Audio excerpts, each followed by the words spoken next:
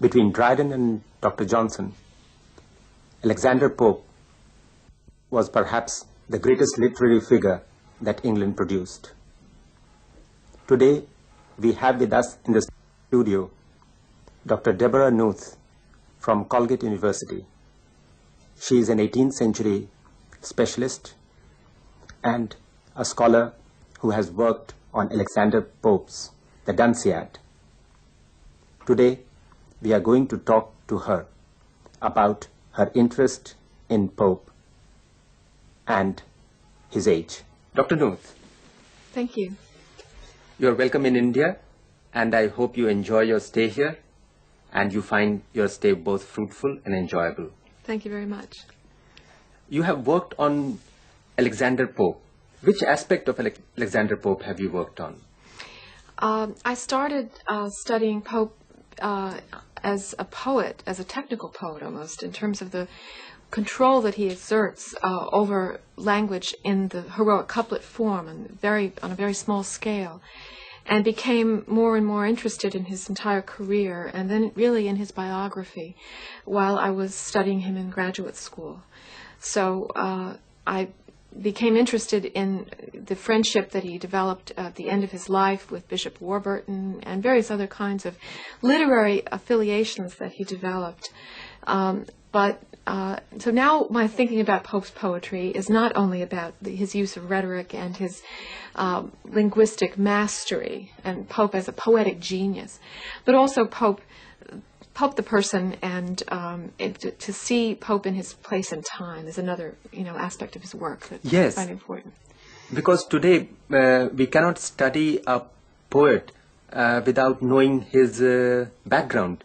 And especially if we know the background of the poet, the age in which he lived, the society in which he lived, then that helps us understand his poetry. What kind of a background did Alexander Pope come from? Alexander Pope's situation is, his geographical situation and his personal situation is all of it, I think, important and relevant for his poetic career, because his family belonged to a very small group of Roman Catholics in what was otherwise a very Protestant country. And Catholics in England at the time, during the 17th and 18th centuries, were persecuted, I suppose one could say, economically, if not literally. Mm-hmm. They paid double tax. They were not allowed to own property within 10 miles of London or to live within 10 miles of London.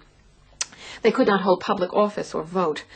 So Pope grows up as an only child and a little bit of an eccentric child, I think partly because his parents were elderly, but also because he was part of a group that saw itself as set apart.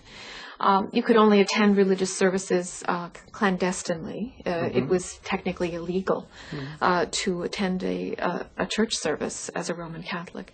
So Pope is both in a society that he's relatively secure in the sense that his parents are relatively well off. He certainly had to make his own way to become ultimately the landed gentleman that he became. He bought himself a country acreage of land and built a beautiful house. But he did that with his own labor, with the fruits of his own writing. But he is also, I think, always in a state of being considered a little bit of a threat and an exile, and someone who's set apart from the center of things. Mm-hmm. And this is in an age where politics and society are all wrapped up together with cultural life, and to be a part of cultural life and then set apart from it at the same time informs the way Pope writes, I think, and makes it logical that he writes in the form of satire. I see, yes. Satire was the dominant mode of writing in the 18th century, wasn't it? And probably what you want to say is that Pope's own situation was such that he became the most suitable expression for the kind of society in which he lived. Yes. Why was satire the dominant mode of writing? It's a very interesting question. I'm not sure that the answer to it is entirely clear, but I think it's partly because of the nature of the subject matter of poetry in the 18th century, and the 17th century too, with Dryden, really, that we go from the early 17th century where poetry is personal, and the poems of John Donne, for example, poetry is about devotional subjects or about love, and suddenly, and this really comes most obviously with the Restoration in 1660, poetry becomes public. It's about public events, and almost automatically, therefore, it becomes so topical that it's easy to both write sort of straight praise poetry, but it's also easy to write satirical poetry about contemporary events that are going on that one doesn't agree with, and or supporting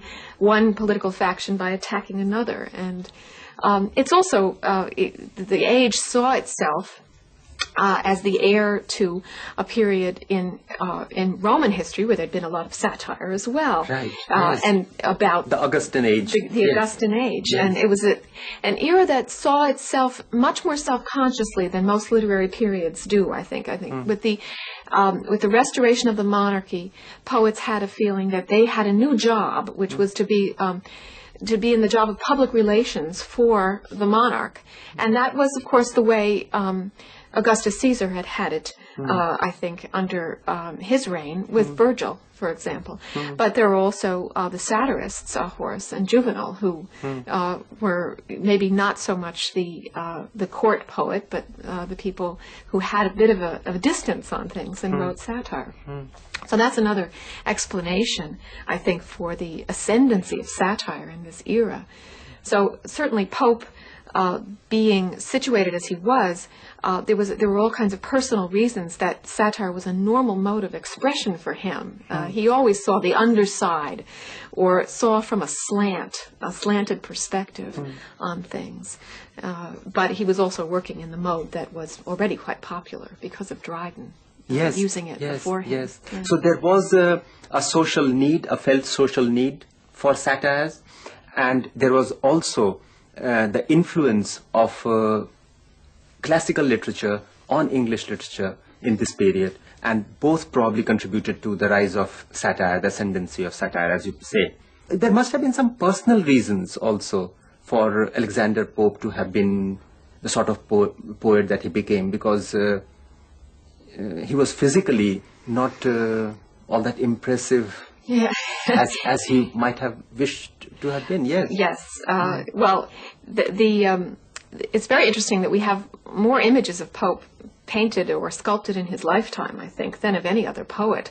We have a lot of images of Shakespeare, but many of them are not historically accurate. But Pope's face was painted so often, and this in defiance of the fact that he was himself actually personally deformed as well as handicapped, and also extremely short. And to really the point, I think, of almost being considered an abnormal human being. And so I think that made more acute his sense of separation from many of the things he discusses in his poetry. In political life, obviously, he was a complete non-starter. He couldn't work in politics, he couldn't vote, but he could certainly have opinions. And that outsider status gives him, he turns it into almost a kind of superiority rather than an inferiority, that he can have an Olympian distance on this and stand outside, and making the outsideness, the 10-mile rule, where Catholics couldn't live in London, that perspective gives him, as he refashions it, really an advantage. Of perspective and of point of view that other people more closely involved in things can't have. So he starts out, he becomes deformed. The first oil painting that we have of Pope is as a 7-year-old child, and which shows the aspirations his family have for him and the kind of gentility they maintain, partly by having themselves painted in this way. But he goes from this kind of blooming, healthy child to an affliction of tuberculosis of the spine that leaves him with an increasingly sort of stunted growth and ultimately a twisted physique, so that he has to be laced into corsets to be made to look as if he can appear upright. And in the end of his life, he needs all kinds of physical assistance just to get in and out of bed and things like that. At what age did he have this affliction? Well, we're not precisely certain about it, but it was probably in at age of 12, around there. I see. And after that, he had really increasing symptoms the rest of his life. He refers to his life at one point as a long disease, and to think of your life that way, it must have been terrible. He was always in pain. All the time. Back pain, basically, I think is what it was. And there are people who saw him late in his life remark upon the marks in his of the muscles in his cheeks that show the strain of the pain. And you can see it in some of the paintings of Pope. Since Pope did not control this image, this is a caricature of Pope as a monkey, as a humpbacked monkey. And that's a really a kind of graphic example of how he could be attacked for his appearance, because there was not a sense in the 18th century, of course, that when someone was handicapped physically, in fact, it was regarded almost as a kind of outward manifestation of some inward evil or something. Yes. I think there was still that attitude, even though one likes to think of this as the Enlightenment. I don't think there was a particularly enlightened point of view about this, any more than there was about Roman Catholics. That's right. So that Pope could be could feel sorry for himself, I suppose we could say, on a lot of different counts. And when he made himself enemies, and he certainly did, they had lots of grounds on which to make fun of him or do even more damaging things than that, physically attack him, actually. He went about with a big Great Dane dog because he was... because he had been physically attacked? Yes, because of disputes that he, was not completely innocent of. I mean, they're publishing, and it was a big racket, I guess, in this period. And Pope had his rivals, and certainly managed to make a lot of enemies in one way and another. But Pope was published quite frequently, and he was quite successful that way, because he was a prolific writer and he was read. And he became independent, which meant that the people did read his writings, no matter how, satirical or acerbic he might have been. Yes, that's absolutely true. And he made his reputation and he made his money in one mode, which was really the translations from the Greek that he did of the two epics of Homer. That was the great work of his sort of early career that made him financially independent. But he even made enemies at that work because he was in dispute with other people who were also translating Homer at the same time about whose translation was better and whose translation the literary arbiters of the period ought to be supporting with their money and their publicity and their critical approbation. And people like Addison, you mean? Yes, particularly that's part of the source of the dispute I think that Pope had with Addison was about the Homeric translation. Yes, because you recall he said he criticized Addison as someone who could not make up his mind, willing to wound and yet afraid to strike, just hint a fault and hesitate, dislike. That was the kind of person that Addison was from Alexander's point of view. Precisely, yes. The idea that Addison could sit on the fence about who was the better poet or change his mind. There were various occasions when Pope felt Addison had favored a rival over his own work, and incorrectly, obviously, in Pope's opinion. Right, yes. So he was a contentious individual, I think, regardless of all these other aspects that might have been seen socially as contributing to his personality. So that's certainly true. And it's remarkable the variety of writing that he did and the volume of it. Well, Dr. Johnson makes a big point in his Life of Pope about how Pope was such a perfectionist. And that's, of course, what first drew me to Pope was his care in the concentrated writing of his couplet poetry. But Johnson's particularly interested in the fact that Pope was always revising his work. He never let a finished copy go. He was always putting out a new edition with additions and corrections and emendations and reconsidering things. So he worked very hard.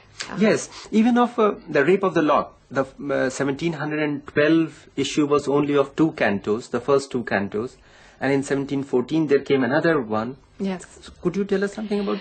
Pope revised The Rape of the Lock, I think, partly seeing that it had offered him a wonderful opportunity to write a sort of full-scale mock epic, and very much in the mode that Dryden had used in Macflecknoe, and that Dryden had inherited really from the French writer Boileau. And so it was, I think that when Pope was originally asked to write The Rape of the Lock for a very personal kind of situation, and saw in it an opportunity to write the perfect mock epic, and it is, and many people think it's his masterpiece. He writes a much longer mock epic poem later in his life that he can never stop tinkering with up until his death, and that is the Dunciad. But The Rape of the Lock he finished. I think he finished it even to his own high standards, and when he did it with the 5-canto complete version Of 1714? Of 1714. Right. And there he was absolutely successful, because anyone, even a layman who doesn't know English literature so well, if he knows Pope, then he knows him by his The Rape of the Lock. Yes. Let us go back to his friendships, his relationship with other writers of his time. What kind of a relationship did Pope have? Because from the satires, we get the impression that he quarreled almost with every single person he knew. Well, I think it's important to remember about Pope that he had a very important series of friendships, or he was in a club, basically, of like-minded people who did satire, and that included Swift, in the early part of the 18th century. And he had a wonderful collaborative relationship with both Jonathan Swift and John Gay, and that probably, and Dr. Arbuthnot is another writer that they were together with, and Arbuthnot was also the Queen's physician, and so they got to meet at the palace. So this was, at a period under Queen Anne, the great Anna of The Rape of the Lock, where Pope was, in a way, not so much on the outs. He was sort of in. And that was also when the political side with which he was most affiliated, the Tory party, was also in ascendancy. When the opposite party, the Whig party, took over, then all of Pope's friends were out of government and Pope was out of the palace. There were no little more meetings at the palace for Pope. But this club that he formed with Swift and Gay was called the Scribblers Club, and they all did satires, all different ones, all written under the imaginary name of Martinus Scriblerus, someone who was a kind of mindless scribbler, and that really was the breeding ground for a lot of satirical work that Gay did in The Beggar's Opera, for example, and Swift did in Gulliver's Travels. But with the death of Queen Anne, which is just about the time of the second edition of The Rape of the Lock, that whole little group splits up, and splits up because Swift is sent to Ireland and never really has another opportunity to come back to England. And Swift and Pope, that was a very important relationship, I think. And after this, it's carried on by letter rather than in person. Yes. And so they're all working on their own after that, and with varying degrees of popularity and success. Yes. Gay has tremendous popular success with The Beggar's Opera, but he also gets himself into political trouble because of it. So Pope had literary friends, but he also managed to make himself certain literary enemies. Early in his career, for example, he had some correspondence with people who later on he met more famous people, and he then eventually published his letters, sometimes changing the addressees and the recipients, so that it made it look as if he were having a more important correspondence than he really was. He would write these people and ask them for their letters back, and then put someone else's name on the letter and publish the letter. And that kind of thing didn't win him any friends. And that was how probably he got into trouble with Swift. Yes, is that right? the publishing of the correspondence with Swift was something that basically Pope didn't get Swift's permission to do it. He tried to make it appear as if he had published the correspondence to correct an inaccurate version of a letter that had already been leaked to the press, and so Pope was only publishing because he'd been goaded into it by this pirate edition. But in fact, the pirate edition could be traced to Pope. So Pope had arranged for a series of events that would make it look as if he had to publish his correspondence with Swift. And that level of, I guess what Swift considered a personal betrayal was, a problem for their relationship. Yes, yes. Yeah. And this was towards the later in Pope's life. Yes. But earlier, he had some problems with Theobald, who had done an edition of Shakespeare. Yes. Yeah. What was that about? Well, this was an important turning point, I guess, for Pope that may have led him down a certain kind of road as to how he saw himself as a man of letters, because having successfully published an edition of a translation of Homer, the next thing he turned to was an edition of Shakespeare, and he wanted to do a whole edition of Shakespeare and get subscribers for it, and it was a surefire moneymaker, it looked like. And so he put out an edition of Hamlet with his own annotations. And Louis Theobald, who had no particular poetical pretensions, he was not a poet, as Pope was, but he was an editor, and he put out a kind of counter edition of Shakespeare, and didn't only do that. He called it Shakespeare Restored, a collection of the many errors, as well committed as unamended, in Mr. Pope's late edition of that poet. And so that was a real frontal attack on Pope. And I think that Shakespeare scholarship in, the intervening 200 years has come down on Theobald's side rather than on Pope's in this one. So while Pope managed to try to marginalize Theobald and attack him and call him Tybalt, mispronounce his name as a way, and don't rhyme, so it was clear, and make him sound insignificant and pedantic, and like someone who spent all his time on little tiny footnotes. Pope managed to make it sound as if he were making the grander, bolder gesture, and in fact he had done. He made a very bold gesture and made a lot of mistakes into the bargain, I think. Yes. So that was how Pope tried to turn. I think he lost that dispute with Theobald, which happened around 1728-29, and produced the first edition of Pope's Dunciad, which he then revised, much as he revised The Rape of the Lock. Was a formative opportunity for him, and yet it might have been too limiting a one as well. I think, though Pope prided himself on his classical translations, I think he might have wanted to write an epic poem of his own, rather than write one of Homer's over again, even as Virgil had translated Dryden's Aeneid, but not written himself an epic poem. And there's something about the fact that Dryden couldn't write an epic, but could translate an epic, and that Pope ultimately didn't write an epic either. It's partly the influence of Milton's Paradise Lost that I feel that after Paradise Lost, it is hard to go back out into the epic business, because you sort of feel Milton's done it all, Yes. But I think Pope nonetheless felt that always about his own work, that was a limitation. Yes, probably Pope was trying to compete with Dryden, and he was thinking that where Dryden failed, he would succeed. But eventually he couldn't succeed either. He couldn't produce. And I think that's a sad thing about Pope. In this program, we have examined Alexander Pope in the light of his relationship with his contemporaries and his peculiar position because of his Roman Catholicism in a predominantly Protestant society, and the impact that all these had on his poetry, even on the heroic couplet that he wrote, that the tremendous balance that is there in the heroic couplet.